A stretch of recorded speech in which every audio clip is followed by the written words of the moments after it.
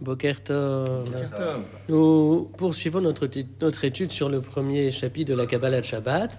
Et hier, il était question dans le verset 6 du psaume 95 de cet appel, de cette interpellation à accepter sur sa personne l'autorité, la présence du maître du monde. Et dans le verset 7, nous justifions cette nécessité de cette acceptation, ainsi que nous le disons, Kihu Elokeinu, car il est notre Dieu, Vanachnu Am Marito, et nous sommes le peuple qu'il fait paître, Vetson Yado, le troupeau conduit par sa main. Alors ici, il est question du berger, il est question du troupeau, et il faut citer un beau midrash tiré de Shemot Rabbah à propos de l'injonction biblique d'édifier un mishkan, un sanctuaire dans le désert. Qu'est-ce qu'un sanctuaire dans le désert ? Le sanctuaire, en fait, c'est une maison que les hommes bâtissent, et cette maison va accueillir la présence de Dieu, de sorte que cette maison, c'est le point de rencontre entre Hachem et les hommes.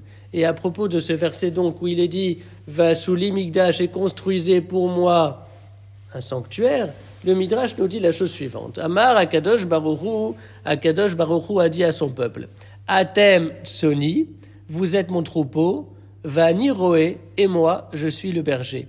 Chez Nehemar, ainsi qu'il est dit, c'est un verset du prophète Ézéchiel qui est mentionné, Veaten Soni, Tson Mariti, et vous êtes mon troupeau, le troupeau que je fais paître.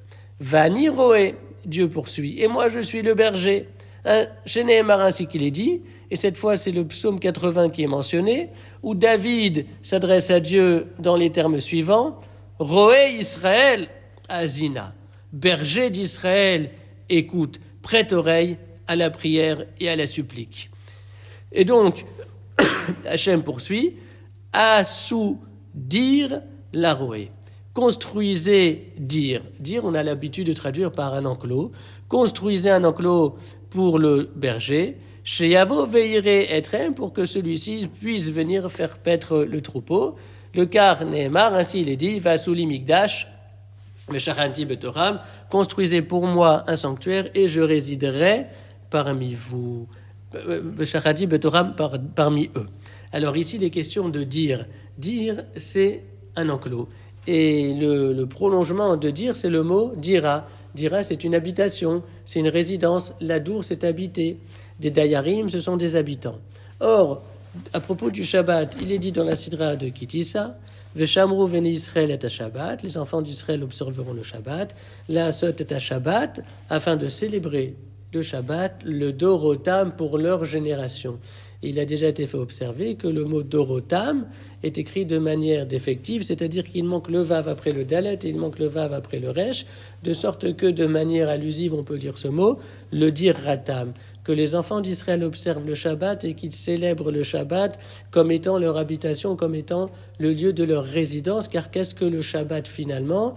Eh bien, c'est la maison de Akadosh Baruch Hu et des enfants d'Israël. Et c'est ce que dit ici le Midrash, dire « construisez pour moi cet enclos », c'est-à-dire cette habitation où je vais pouvoir retrouver mon peuple. Ça, c'est tout l'idée du Shabbat, cette idée qui est véhiculée, exprimée par notre verset, où il est dit de Dieu qu'il est le berger et de son peuple qu'il est le troupeau.